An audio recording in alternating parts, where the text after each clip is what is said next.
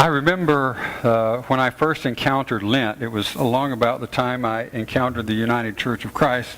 Before that, we didn't really do Lent where I grew up. We pretty much got the whole sin and guilt thing all the time.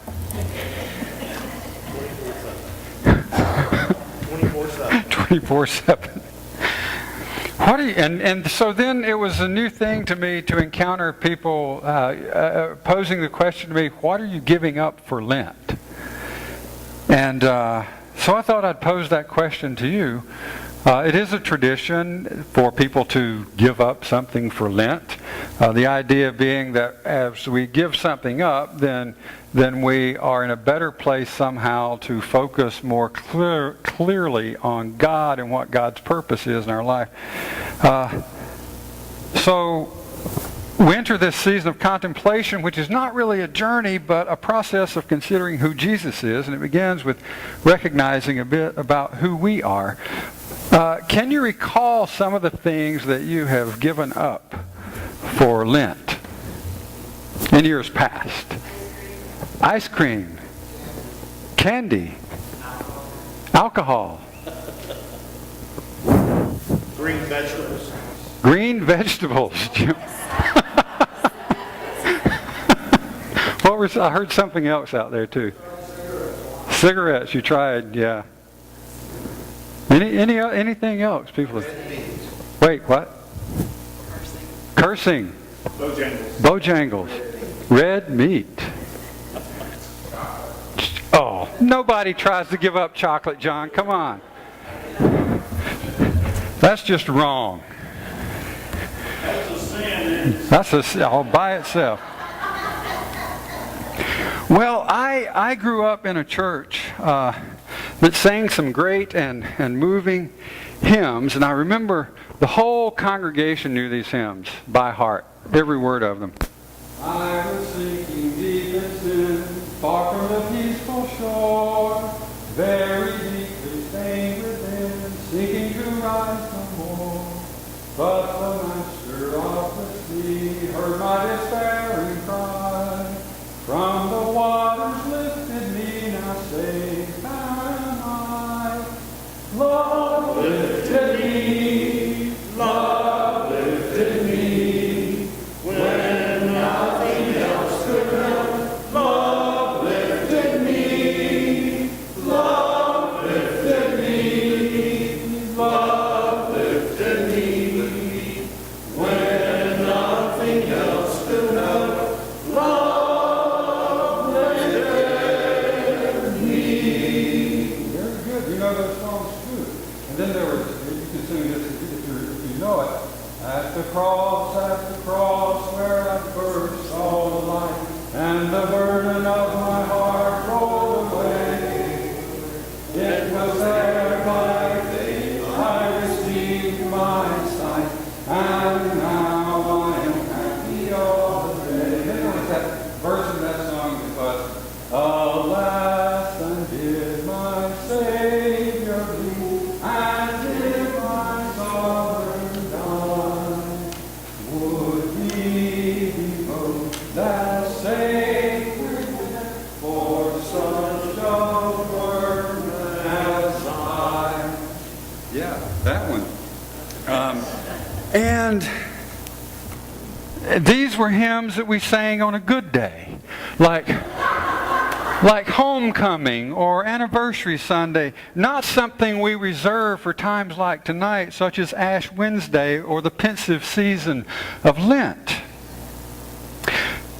So as I began to think about this kind of thinking that we were exposed to and internalized in our hymnody, I recognized myself as one who had made choices that hurt others as well as hurt myself. But I'd not been born sinning. I had sinned against God as I developed the capacity to do so, not by virtue of having been born human, but by sinning against others and myself of my own free will. I never bought the goods the psalmist was selling. I disagree with the psalmist here in Psalm 51. He or she was not born guilty, nor was she born a sinner as she was conceived in her mother's womb. Neither were you. It may have felt like that was the case sometimes, and Hollywood does a good job of reinforcing those notions with Children of the Corn or Omen or The Exorcist.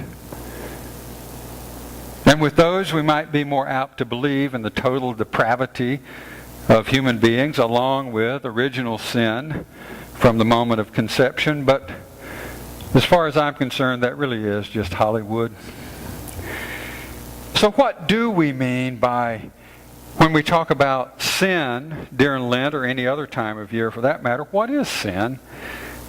And what are we to do about it? And how do we do something about it?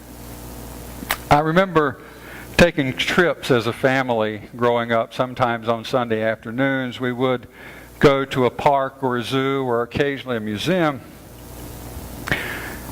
And sometimes my dad would not be, either wouldn't be completely sure of exactly where he was going, or more likely he would have developed the notion that he knew a shortcut. And we would find ourselves riding around wandering on our own, and God forbid that we should ever stop and ask for directions, because that would be a sure sign of ignorance and weakness. But we were all, for all intents and purposes, no matter how we spun it, L-O-S-T, lost. The Hebrew word for sin, chata, is to miss, or to miss the mark, not arrive at the goal, to wander away. The Greek word hamartano, I sin, is to miss the mark, or to wander away from the goal, the way. In fact, the image, you've heard me say this before, is of an archer who draws back the bow, the arrow, and lets it go toward the target, but it arrives somewhere besides where the archer was aiming.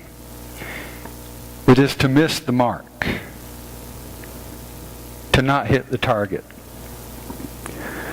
So first, as a newborn, I'm not able to do this. It's only as I began to understand, as it were, the difference between thought, word, and deed, and action that is better or not better than another thought, word, or action, that I even become capable of sin or missing the mark or losing my way. So one can understand where Christianity gets the understanding of being lost from that definition of sin. It literally to be as we were on those trips on Sunday afternoon quite often. To wander away from the way we were on and to not be able to find it again. But it really isn't something of which an infant or even young children are capable. So we come tonight and we'll put ashes on our heads that remind us that we're human and mortal, that we will die, and to therefore make the most out of this one precious life we have. To do it well, which also means not beating ourselves up even when we sin, but on recognizing our sin, to let it go. Upon recognizing that we've missed the mark or off the way, to let that recognition turn us back to the way. To put aside our pride and to get back on track toward our true selves, our best selves. How we do this, how we get our bearings and find our way back and turn back to the way of love, is a matter of discipline. It could be done at any time, but during Lent we call this a Lenten discipline. And that's when we normally think of giving something up for Lent.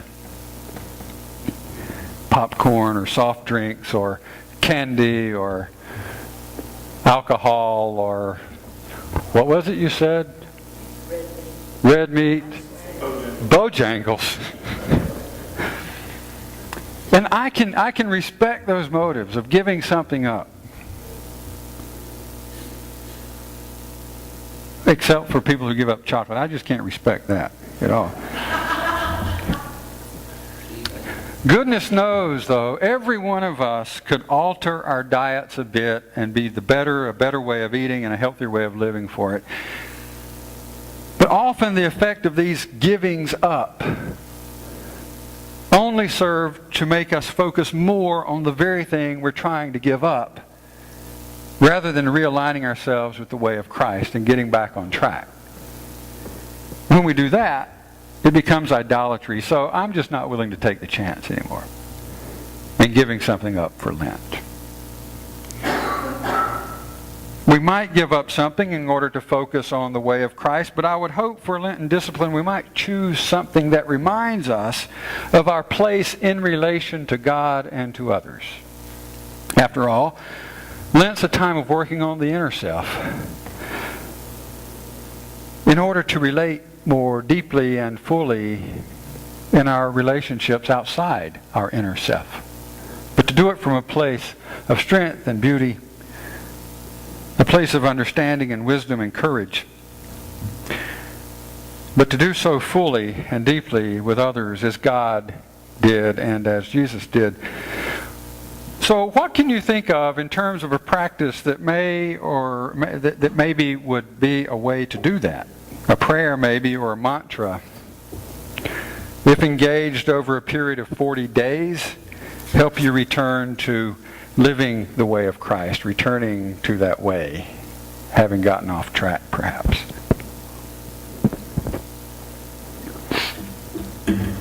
I don't know if you've thought about this, so let me just tell you where I am this year with it, with my own practice this Lent. I plan to focus on liquids I consume because I drink a lot. I drink a lot of coffee, I drink a lot of water, I drink a lot of tea, occasionally I drink a beer, Diet Coke. So during Lent, I've decided, here's what I'll do. Each day of Lent, I'll use that time when I'm consuming liquids to focus on God and God's way of love. Every time I make a pot of coffee, when I smell it in the morning, when I pour it, when I hold the cup in my hands, when I lift it to my lips and it touches my tongue, and I take that sip of coffee. And those of you who love coffee, you know what I'm talking about. Because there's like, oh yes, all is right with the world. With that first sip of coffee in the morning. I don't know whether coffee does that for you or not, but I bet there's something in your life that does. And what I want to do is encourage you when you do that during Lent. Find something that you do all the time.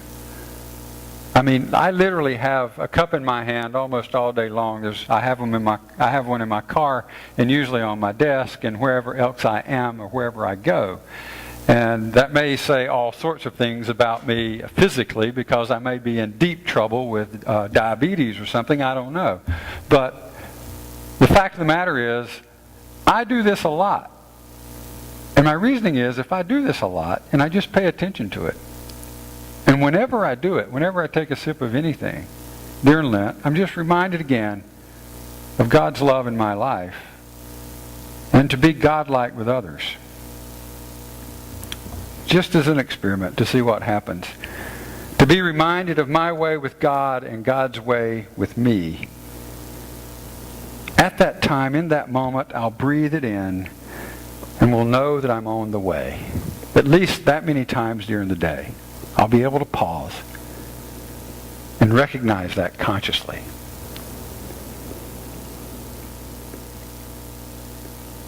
That's a lot of opportunities. So what in your life could you find that you do a lot, that you could just do consciously during Lent as a way of focusing on God and God's way, the way of love in your life? And the neat thing is, if you pick something that brings you pleasure, such as coffee does to me,